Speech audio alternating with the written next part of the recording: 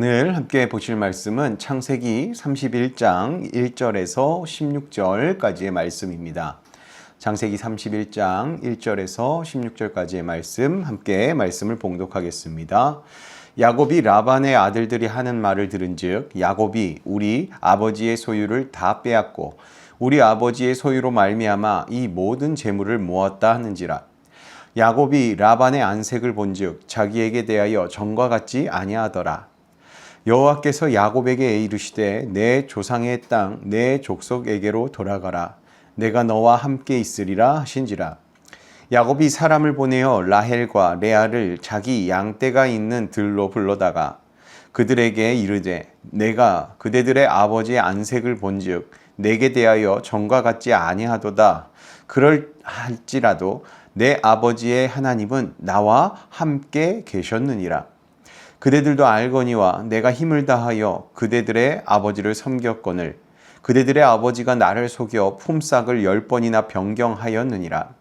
그러나 하나님이 그를 막으사 나를 해치지 못하게 하셨으며 그가 이르기를 점 있는 것이 내 삭시되리라 하면 온 양떼가 나은 것이 점 있는 것이요 또 얼룩무늬가 있는 것이 내 삭이 되리라 하면 온 양떼가 나은 것이 얼룩무늬가 있는 것이니 하나님이 이같이 그대들의 아버지의 가축을 빼앗아 내게 주셨느니라. 그 양떼가 새끼 뵐 때에 내가 꿈에 눈을 들어보니 양떼를 탄 순양은 다 얼룩무늬가 있는 것과 점 있는 것과 아롱진 것이었더라. 꿈에 하나님의 사자가 내게 말씀하시기를 야곱아 하기로 내가 대답하기를 여기 있나이다 하매 이르시되 내 눈을 들어보라. 양떼를 탄 순양은 다 얼룩무늬 있는 것, 점 있는 것과 아롱진 것이니라. 라반이 내게 행한 모든 것을 내가 보았노라. 나는 베델의 하나님이라 내가 거기서 기둥에 기름을 붓고 거기서 내게 소원하였으니 지금 일어나 이곳을 떠나서 내 출생지로 돌아가라 하셨느니라. 라헬과 레아가 그에게 대답하여 이르되 우리가 우리 아버지 집에서 무슨 분깃이나 유산이 있으리요. 아버지가 우리를 팔고 우리의 돈을 다 먹어버렸으니 아버지가 우리를 외국인처럼 여기는 것이 아닌가.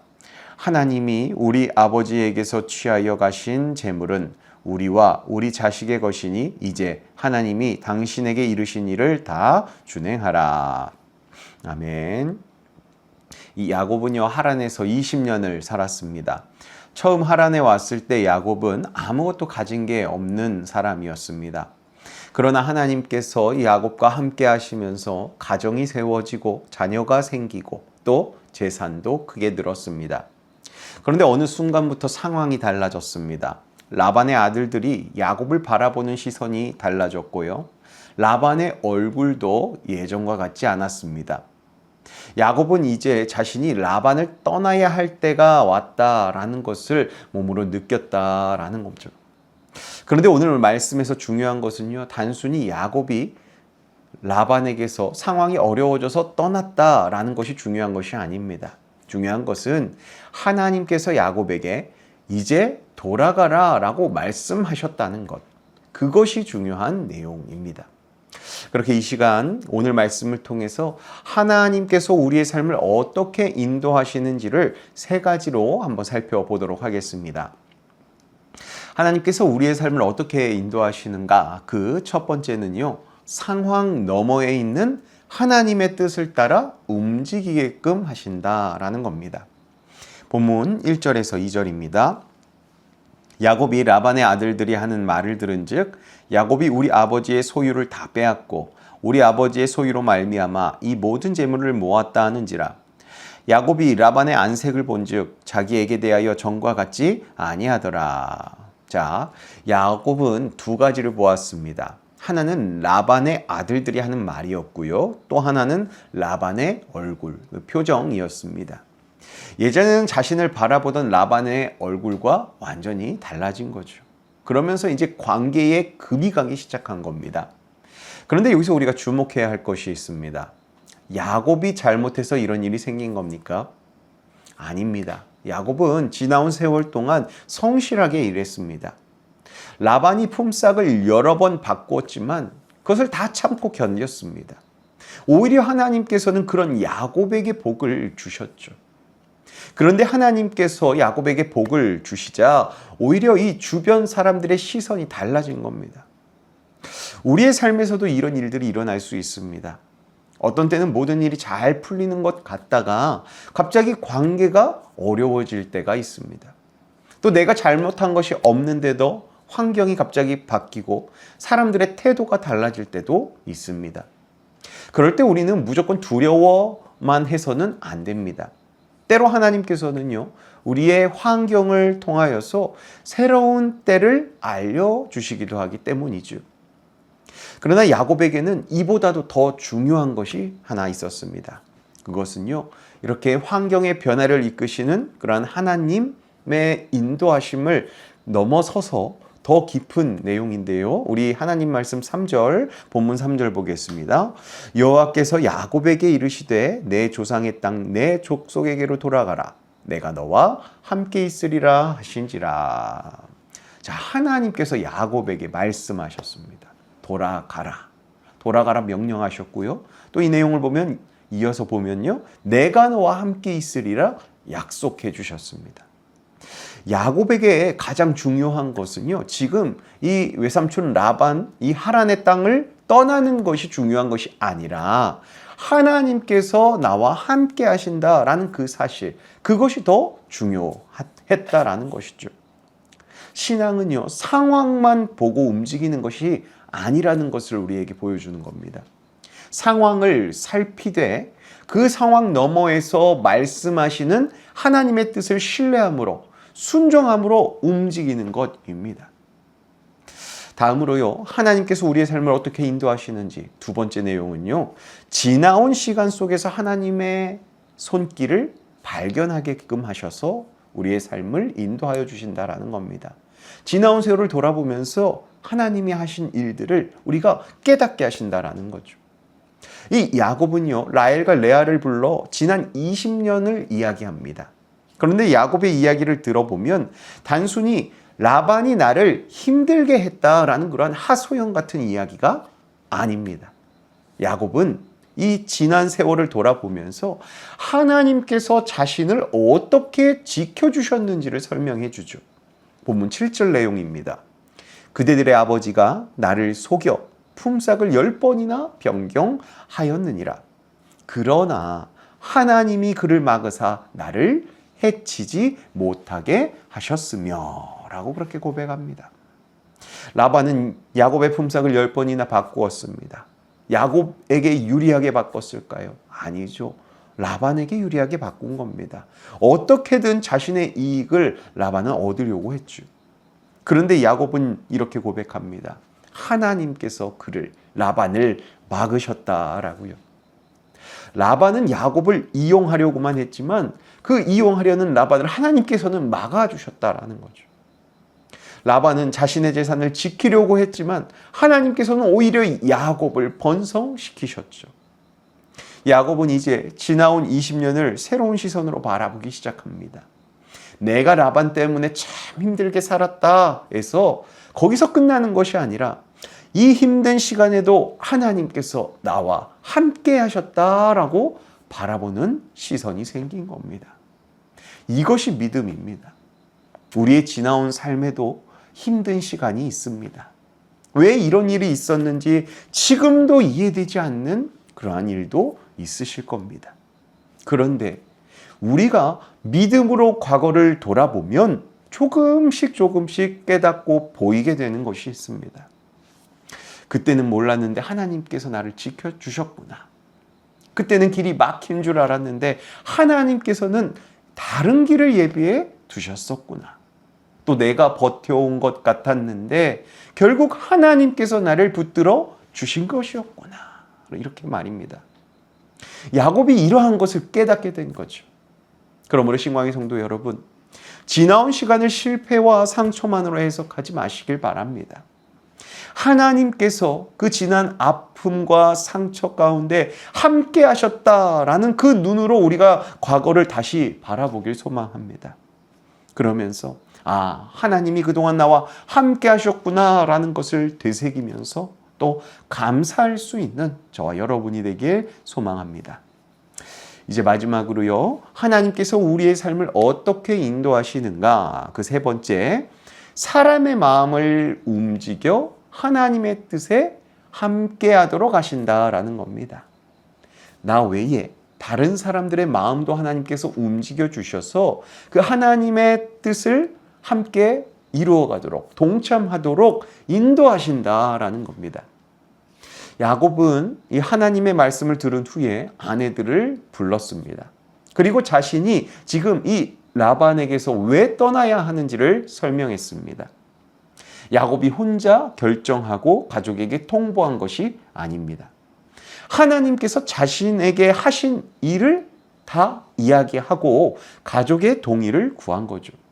그러자 라헬과 레아도 자신들이 경험했던 일들을 이야기합니다. 본문 14절에서 15절입니다.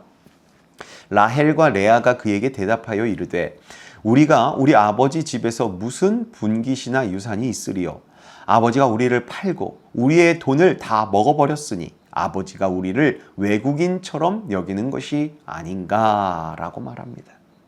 라헬과 레아 두 사람에게도 라반과 함께했던 세월 가운데 상처가 있었다라는 겁니다. 그런데 놀라운 것은 이전에는 이 라헬과 이 레아가 함께 경쟁하던 사이였습니다. 다투었던 사이였습니다. 그런데 이제는 어떻게 하고 있습니까?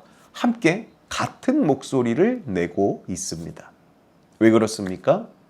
이제 그들의 방향이 같아졌기 때문입니다.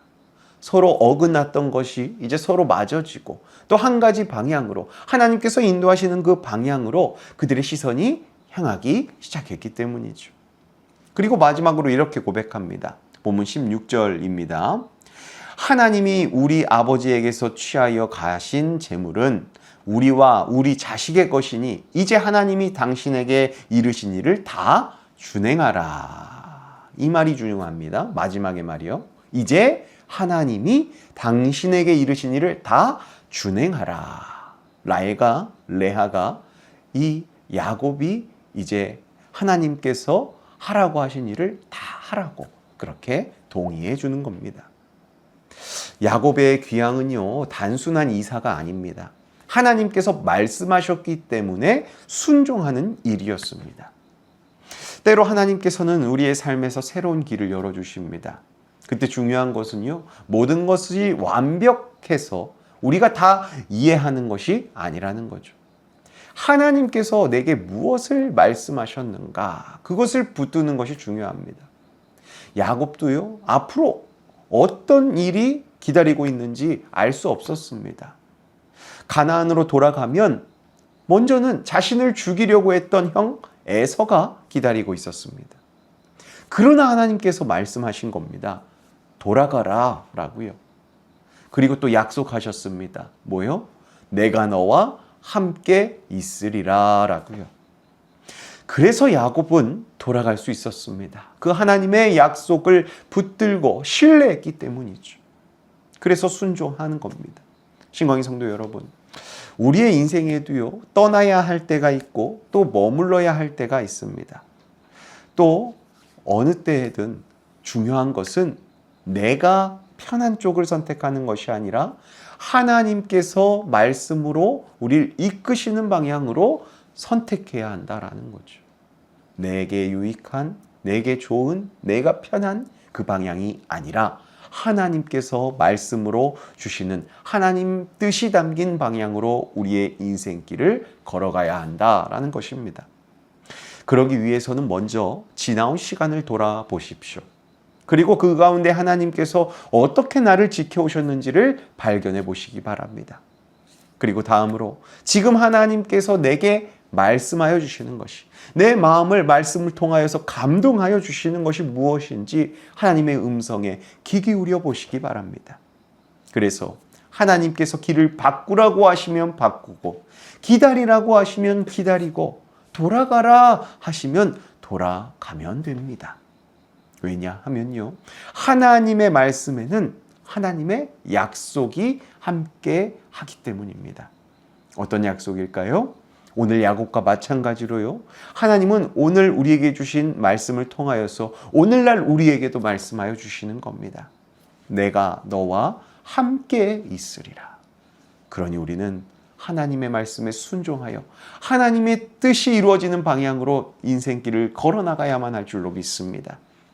그러기에 상황 너머에 있는 하나님의 뜻을 신뢰하시고 지나온 시간 속에서 일하셨던 그 하나님을 붙잡으시면서 하나님의 뜻을 이루도록 사람들과 함께 걷게 하시는 그 하나님을 의지하시는 저와 여러분의 인생이 되길 주님의 이름으로 축복합니다. 기도하겠습니다. 거룩하신 하나님 아버지, 저희가 눈앞의 상황만 바라보며 두려워하지 않게 하시옵소서. 관계가 달라지고 환경이 흔들릴 때에도 그 상황 너머에서 말씀하시는 하나님의 뜻을 바라보는 영의 눈을 뜨게 하시옵소서.